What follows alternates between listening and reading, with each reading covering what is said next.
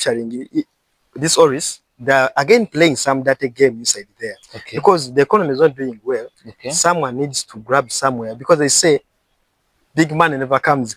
Yes, big money. So these people, because at the end they look at, we have captured all this stock. What are we going to use it for? Are you going to burn it? And what are you going to do with it? So they end up selling little boxes to these people inside, little boxes to these people inside. And at the end of the day, our society, our communities are filled with drugs. Okay. So at certain point, the government is also playing a big role. But also parents have played a big role in this. Yes, because from the first place, okay, when your child starts taking these drugs, as a parent, we believe you have failed to play your role. As a parent, yes. Once your child starts taking drugs. So wait. So you mean because now you're part of your cousin's family. So it means all of you failed to play the role of the parents of that child. They have failed to play their role. Because tell me how a well-groomed family, parents do their duties. You talk to your child. You know, for us when we grew up, we used to call it discipline. There are things that we see and we cannot get ourselves involved in. Because these are things we grew seeing from our family members. We grew hearing from our family heads. And you've also made research about them. And we also know the dangers. Because at home, whenever you are leaving home to go to school, your mom, your dad tells you, don't engage yourself with those boys who smoke. Don't engage yourself with those boys who fight. Don't engage yourself with those boys who use abusive language. You also talk about girls, you don't talk about boys. Okay, but on a certain score, 80% of these drug addicts are males. No. Now let me tell you this.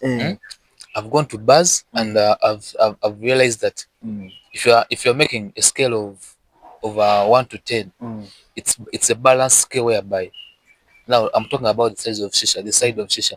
The boys and girls use it. You understand? Someone's using shisha and they're blowing it, it's even coming out of their ears. You understand? The ears have earrings, so even girls. But now we aren't going to focus on such places as the major places where this thing is taking place. We are going to look at slums, those ghetto areas. Most of these are young boys. I think you have even heard of their gangs. Yeah. Mikota gang, Mbuzi gang, Commander gang.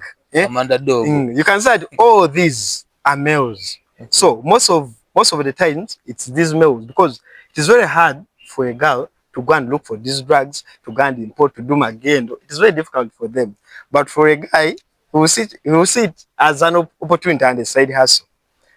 So you're talking about slums, but then we have these kids whereby the so-called planned kids. You understand?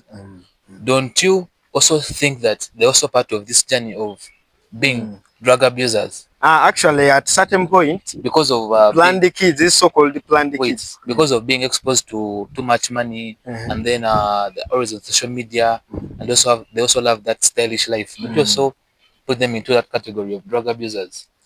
They're also part, of the victims. But it takes me back to the role of parents, poor, middle income earners, or rich. If you're all taking drugs, at a certain point, it is the role of the parents. You neglect your child. You neglect these people.